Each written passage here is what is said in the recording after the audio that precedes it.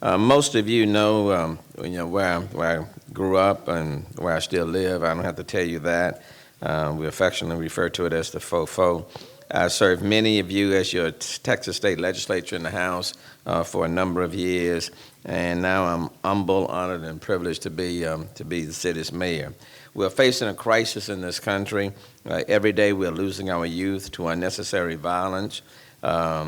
But where there is a crisis, there is also certainly opportunities. And the opportunities should be available and accessible to all of our kids. I've repeatedly indicated that we don't want to have two cities in one of have and have nots. It's not just about having more police officers. It's about building complete neighborhoods and giving our kids hopes and opportunities.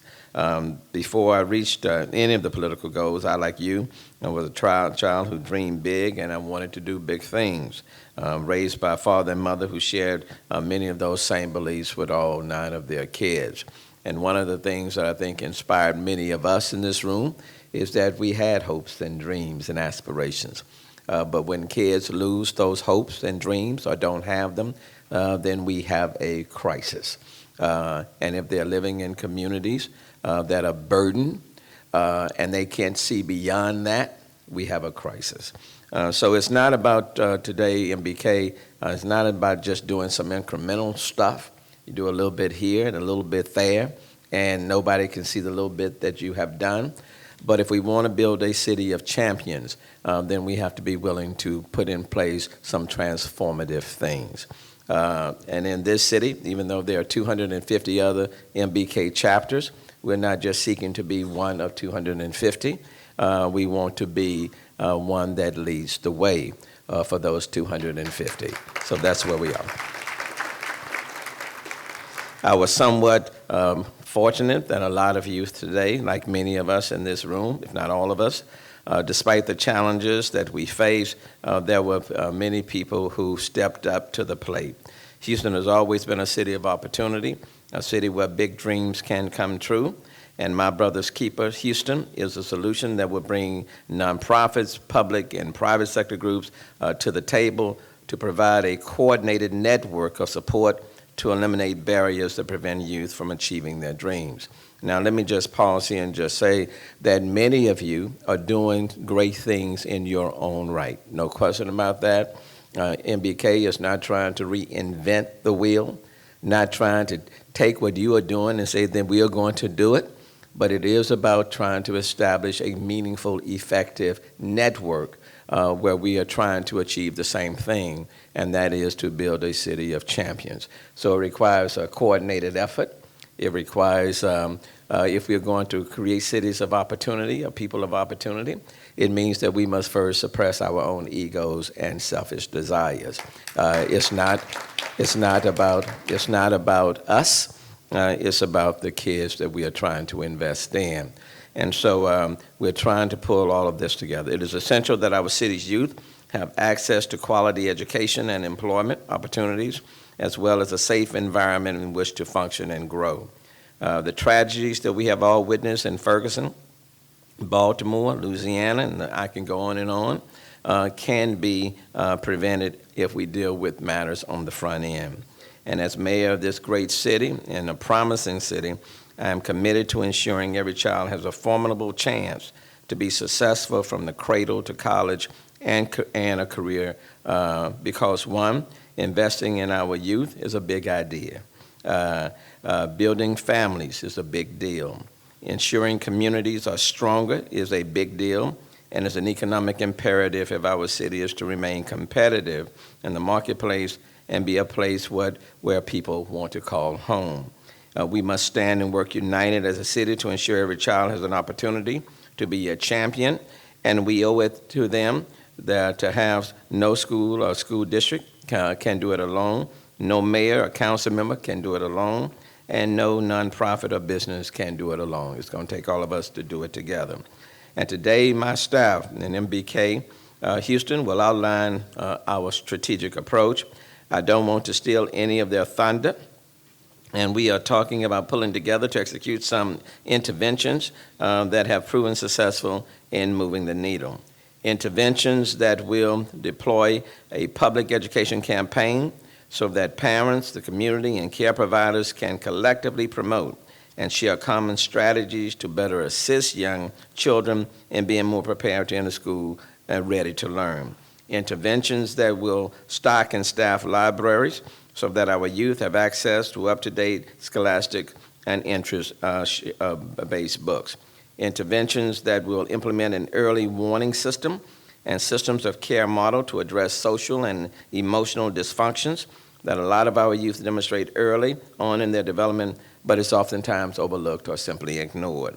Interventions that will assist youth in enrolling in post-secondary education opportunities, whether they choose a four-year college, a community college, a certificate program, or just want to have the skills to be able to take care of themselves or their families. And interventions that will provide youth opportunities during the summer to begin acquiring transferable skills that can use a launch a viable career to support their own families one day. And I'm going to come back to that. And interventions that will redirect youth who are in the juvenile or criminal justice system so that they can get back on track. And I'm sure everyone in this room has fractured or bent the rules one time or another, but was afforded that second chance to turn our lives around.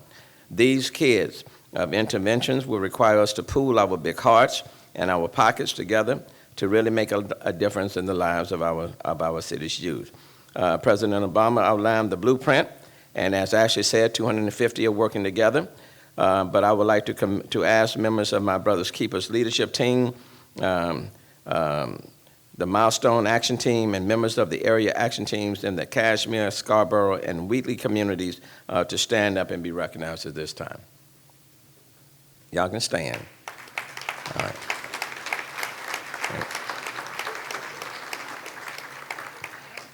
Their names are duly listed in the package you received when you checked in today, and it's because of these individuals and organizations that we have made so much progress since former Mayor Anise Parker accepted the President's challenge and launched the MBK Houston Local Action Plan. Again, I want to say personally and professionally, I am personally and professionally committed to ensuring that we do our part and bring others with us to improve the quality of life of all of our children in the city of Houston. We need champion plumbers, electricians, construction workers, solid waste operators, animal care technicians, doctors, lawyers, athletes, or even the next mayor or president of the United States. And I hope you will join us in this effort. And let me just say in closing, we have asked you to come here. And I don't want, as I've said to the MBK staff, to Steve and Judy and Noel and others, I don't want you to come and then leave and say, oh, how are we going to do all of this? You know, and there is no way we're going to do all of this. I'm not asking you to do all of this. I'm just asking you to do your small part. That's all I'm asking you to do that. And I'm asking you, as you listen to the presentation and interact, kind of decide early on what part you can play. But just like our summer youth program, is Juliet here? I don't see Juliet. Is she here? Okay. But when we did the summer youth program, organized for it, we had some kids, for example, who came and looked at the list of jobs and said, we don't want those jobs, okay? Now, they didn't have a job, and neither did they have the money for the job, you know, but they didn't want that job. And then we had some parents who looked at the list and said, we don't want our kids to do that job. Now, they didn't have any money to give to the kid, but they didn't want that job. And then we had some employers who said, we don't want those children.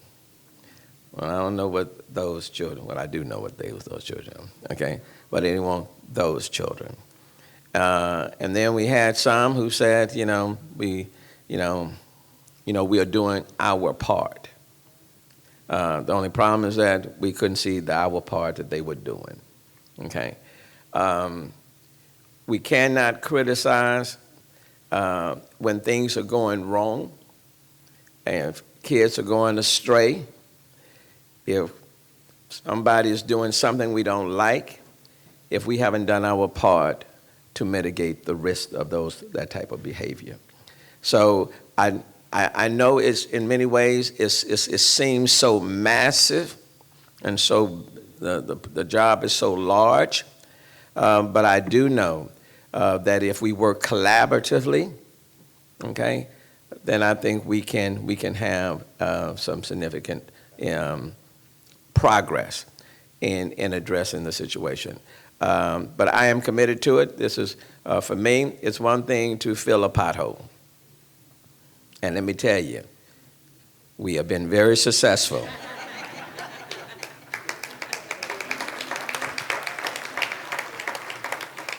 But stay with me, I'm going somewhere. We have been very, very successful at filling those potholes, defined by 5 feet by 5 feet instead of 2 feet by 2 feet. And we have done it, employees have done it successfully by the next business day, 95% of the time. When people told me on day one, when I made that statement, when I was being sworn in, and folk called, and a few of you in this room sent me some texts and said, Mayor, we love you, and we don't want you to fail.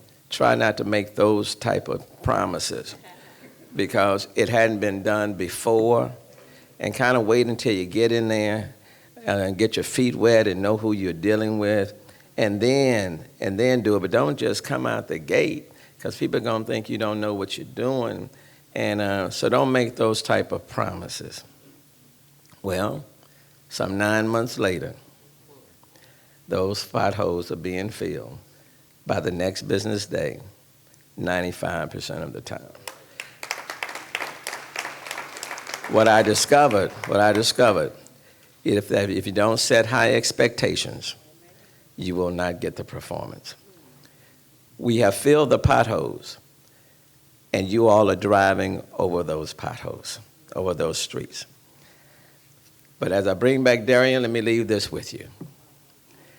There are a lot of folk driving over those potholes that have been fixed, but they have potholes in their lives.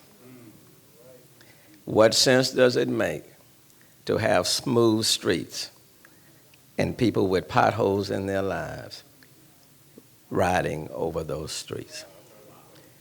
If we fix the streets but won't fill the pothole in the human capital, then what difference does it make to have smooth roads? I'm going to make this statement. We will fix the potholes in the lives of our children, and it starts today. It starts today.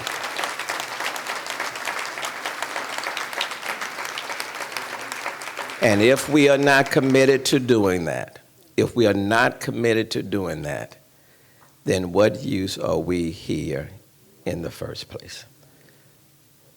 MBK is the human instrument to fill in the potholes in the lives of our children. I hope you'll grab a shovel and start doing it today. Thank you.